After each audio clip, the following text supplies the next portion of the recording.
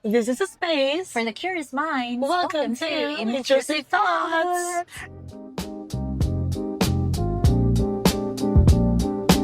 Oh my God! This is episode 0! Yes, and we're So, going yeah. to introduce ourselves. Yes. I am Abs. I'm a community development worker. And I'm Gaze naman. I'm a pastor, a solo mom to a 15-year-old kid. So we're going to explain why we created this episode. Yeah, bakit Or tayo may podcast. podcast? Bakit natin naisipang gawin to? Oo, actually, nag-meet po kami sa Asian Theological Seminary way back 2018. Yeah, 2018. Tama, So, tama. how long we've known each other? 7? Almost 8 Oo, mga years. ganun. Yes. And in the seminary, we learned to think and receive questions, no, na hard questions. Yeah. And yung mga questions na yun or yung mga thinking na yun na naisip namin, sometimes hanging siya. Yun talaga yung mga season na kung saan habang tinuturuan kami, parang a lot of questions are being thrown at us without answers. So we are left na i-journey yung sarili namin into all those questions and to strengthen yung faith or belief that we have, no? So, because of that kind of training that we had, naging normal sa amin. Actually, I call her Ate Apps. So, naging normal sa amin ni Ate Apps na magkaroon ng reflection, sharing about life. And because we know what the kind of training that we both have, alam namin na if we ask some questions, even the hard ones, is, walang judgment dun sa pag-uusapan namin. So, while we keep on doing that, we keep on having sharing, naisip namin, ba't di tayo mag-podcast? Oo, kasi ang hilig-hilig nating mag-ask ng questions. Oo. And, Sa sarili natin at sa iba. sa sarili natin. And sometimes at night, maraming pumapasok sa isip natin na Yun mga talaga. tanong. 3 a.m. thoughts. Oo. Meron akong makilala 2 a.m. thoughts. Or 1 a.m. thoughts. And these are thoughts na unexpected. And sometimes, hindi siya comfortable to think. Binabrush off natin. Parang ayaw natin pag-usapan kasi it's not a common thing. Pwedeng it's a taboo topic, di ba? So, we don't want to talk about it. Pero actually, it's good that we have those kinds of questions. So, that's why we thought of the theme or the idea na title ng podcast na to na Intrusive Thoughts. So, ano ba yung intrusive thoughts talaga in real life? Sa nabasa natin, di ba? Yeah, so, Sabi nila, yung intrusive thoughts, these are the ideas na biglang pumapasok sa ating isipan. Unwanted thoughts. Oo. And yung mga thoughts na lingering, no? Oo. Yung parang di maalis, alis na isip mo. And it is always associated, nabasa ko because we're not psychologists naman, na lagi siyang nakakonect sa negative. Yeah. Para sinasabi na ang intrusive thoughts ay hindi maganda, kaya kailangan i-brush off siya. Pero gusto kong makita na these intrusive thoughts ay nakakatulong din siya sa atin. Sometimes it's good. Yeah, if we're going to reflect on it, yung hindi lang natin siya binabrush off. And we know how to process through those thoughts no, na meron tayo. That is why yung podcast natin para siyang intrusive thoughts na nagiging reflection siya sa buhay. Kasi yung mga thoughts na unwanted, na hinaharap natin, nagiging reflection siya at nakikita natin yung values. Ito pala yung binavalue ko. That's the reason why I have this kind of thought because I value this one. Or sometimes then, doon mo makikita kung ano talaga yung pinapahalagahan mo sa buhay mo. Totoo. Yung mga intrusive thoughts kasi, isang parang nagiging joke na nga yan eh. O nanalo na naman yung intrusive thoughts, mananaig na naman. Parang gano'n, no? So parang always connotate, may nakadikit siya sa concept na negative palagi. Pero in this podcast, we wanna challenge that. We actually want to have that space. Yun nga yung intro natin, di ba? Space for the curious minds. Kasi we want us to really ask those questions, no matter how hard it is, to talk about things, no matter how painful or hard it may be. Kasi yun yung way natin to process those thoughts. And in turn, would benefit us, di ba? Would give us the learning. Maaari kasi itong mga bagay na to, na as long as binabrush off natin, andyan din naman eh. So there's this extreme negative connotation talaga about intrusive thoughts na, alam mo yun, it's a whole different, kumbaga, shenanigans. My favorite word. Marami ng mga bagay yun na mga, kumbaga, only the mental health advocates are really capable to speak about it. Pero with us, gusto lang natin mag-put ng balance. Na in these thoughts that we have, maybe we could get something. Maybe we could learn something. Maybe we could journey through that negativities and find our way out. That you will come out of it with a new learning, with a It new will turn into a positive one. Yes, oo. Pwede siya maging positive para sa'yo. So we challenge ourselves, right? Kasi natutunan natin, our professors in ATS challenge us as well to think deeper. Critical thinking. Critical thinking is important na kailangan nating matutunan na harapin yung mga difficult questions. And there are questions or there are ideas na hanggang dyan lang. Hindi mo kailangan i-spiritualize or hindi mo kailangan lagyan ng meaning. Diba? Yung mga questions nga na yan, actually, hindi lang questions that appear, but also, even yung mga nakagisnan na natin or nakagawian natin, we are being challenged to ask. Not just to absorb, not just to accept, but to ask. Sometimes kasi doon tayo takot kasi ito na yung tradisyon, ito na yung kinalakihan, ito na yung alam natin. So we are afraid to ask. Pero actually, yun yung magandang na opportunity for us to really either change or strengthen more or what we already believe in. So basically, yung mga topics that we'll be discussing are more of our sharing, diba? More of our reflection, mga ideas na you want us to talk about, na hindi pinag-uusapan in any kind of circle or community that we are in. So that's what we want to talk about here. Ito nga, so in trying to understand kung ano yung intrusive thoughts, syempre nag-AI tayo or nag-Google tayo. Right. So, yung inilagay ko dito na question is intrusive thoughts in a positive way. So, really funny kasi, sabi ni AI, you can reframe intrusive thoughts into a positive way by using mindfulness, acceptance, and self-compassion to detach from them instead of fighting them. But it's not really detaching for me, as a Don't person. fight the intrusive thoughts pala. Don't fight, but rather process it. Yes. For siguro magbigay tayo sa episode 0, di ba? We're going to give some examples kung paano tayo nag-come up na, okay, sige, mag-podcast tayo.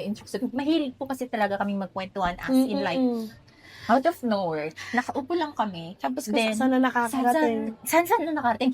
Parang ganito siya, guys, you know what, last night, naisip ko, habang patulog na ako, alam mo ba, naisip ko, yung mga ganyong kwentuhan. Exactly. Siguro yung isang example ko, mauna na ako. Siyempre, mag-isa lang ako sa Manila, my family is not here. Minsan kapag natutulog na ako, mag-isa ako, biglang sumasagi sa isip ko na, what if mamatay ako ngayong gabi? So parang ganon. Dati, takot ako na, shucks, makita nila ako na nawala na, mamaya days na or weeks na di pa nila ako nakikita kasi sanay yung building namin, sanay yung guard sa building na hindi ako lumalabas kasi nga pandemic, di ba? So kaya kong hindi lumabas ng 3 to 5 days basta meron akong pagkain sa loob. Mabubuhay ako. Kaya kong hindi lumabas ng 1 linggo. At the time, nagkakaroon ako ng anxiety because of that thought. And then, I started to accept, I started to process it. Na, hindi pwedeng ganito to, na lagi siyang pumapasok sa isip ko. And that's the reason why, na-process ko sa sarili ko na, lahat naman mamamatay. Na, if it will happen, then, tanggapin. I mean, wala ka nang magagawa. Example, di ba? I travel a lot because of work. Napas. Then, nasa plane ako, shucks, paano kapag mag-plane crash? Ganun. Sa isip ko, nandito naman na ako, no? Wala na akong magagawa. And then, okay, accept it.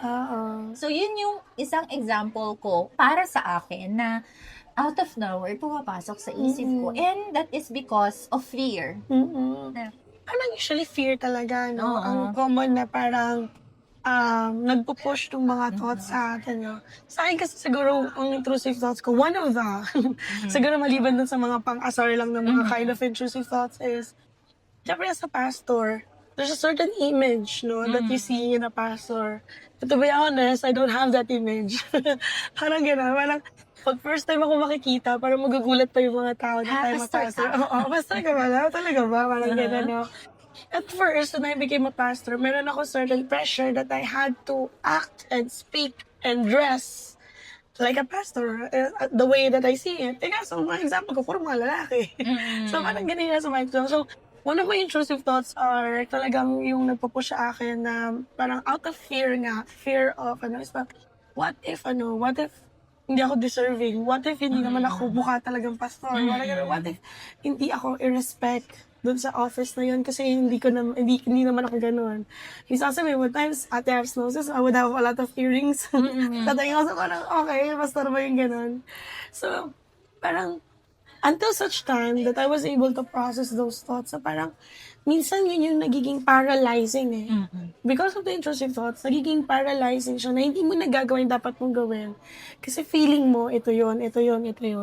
So until such time na I was able to fully embrace more yung character ko, yung personality ko, na hindi naman siya dinedefine on how I speak, on how I dress, for you to say, or for one to say that you're a pastor. So, yun ang isa sa mga thoughts ko talaga. So, yun nga, no, it's mostly driven by fear, no, yung mga intrusive thoughts. Or curiosity na hindi mo rin ma-voice out kasi you don't have the right people na alam mo would respect yung question. Kasi minsan ang tendency din tawanan ka eh. Imbis na, ano ba, ba't naisip mo yan? Diba? Mag-aasarin ka pa. Diba? So parang ikaw, instead na mag-open up ka more, parang ayoko na lang mag-share. So parang laging ganun yung nagiging tendency nga. Pag may mga thoughts tayo na uncommon, hindi siya usually pinag-uusapan. So nagiging tendency, end na. na brush off Oo. na lang. Tapos, babalik ulit yung tanong na yun. Exactly. Hanggang paulit-ulit siya. Oo. At hindi mo na ma-process. True. So parang sayang yung opportunity of growth dun sa question na yun, sa curiosity na yun, sa intrusive thought na yun. That could have birthed to something good for you, diba? That could have birthed to maaring more questions pa, pero still, you're journeying through the learning eh. So, dito sa space na to, dito sa podcast na to, we want to talk about that more. We want to speak our minds more about it. And without the fear of judgment, without the fear of anyone. So basically talagang gusto lang namin mag-usap talaga ni Ate Abs ng may camera. Sure. Totoo niyan. Matagal ko nang gustong mag-podcast kasi nga mahilig talaga akong mag-reflect. Yeah. Mahilig akong mag-ask ng questions. Pero natatamad ako in the past, and then my cousins and people around me na, bakit hindi ka mag-record? Minsan pag pupunta ako sa community, sinasabi ko, kunwari nag-video ako. Tapos sabi ng mga tao, vlogger ba talaga si Abs? Dapat alam ko silang vlogger ako, pero hindi ako vlogger. Then, ikaw din. Yeah, ako naman, na-share ko sa'yo na I wanted to do a podcast. Pero sabi ko kasi, the first time na pinaplano ko yun, sabi ko, pwede ba mag-podcast ng mag-isa lang? Sabi ko, pag ganun sa kapatid ko, kausap ko siya. Sabi niya, hindi, dapat may guest ka. Sabi ko, sino naman i-guest ko? Sabi ko, gano'n. Parang gusto ko lang din mag-share ng mga reflections ko, mga learnings. Pareho. Di ba? Then suddenly, tapos yun ang napag-usapan natin. So parang, what if tayo na lang? Oo. What if tayo na lang mag-podcast? And we're really excited na i-share kung ano yung reflections namin, kung ano yung mga intrusive thoughts namin na na-process na. Yes. And sometimes, siguro hindi na-process, out of nowhere, sasabihin natin. And sabi ni Gaze kanina, no judgment. But you know what? Siguro the reason why we decided to have a podcast is because na-process na natin na people will always have something to say. Yeah. Sabi ko nga sa'yo, are you ready to be bashed? Turn off natin yung comments. Ayaw magpabash. Yun lang. And we hope na as we share our process intrusive thoughts